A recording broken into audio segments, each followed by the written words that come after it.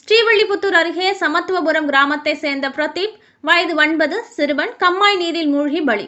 விருதுநகர் மாவட்டம் ஸ்ரீவில்லிபுத்தூர் அருகே சமத்துவபுரம் கிராமத்தில் கருப்பசாமி என்பவரது மகன் பிரதீப், 9 வயது சிறுவன் வீட்டருகே உள்ள பெரியகுளம் கண்மாயில் விளையாடிக் கொண்டிருக்கும் போது எதிர்பாராத விதமாக தவறி விழுந்து நீரில் மூழ்கி பலியானார்.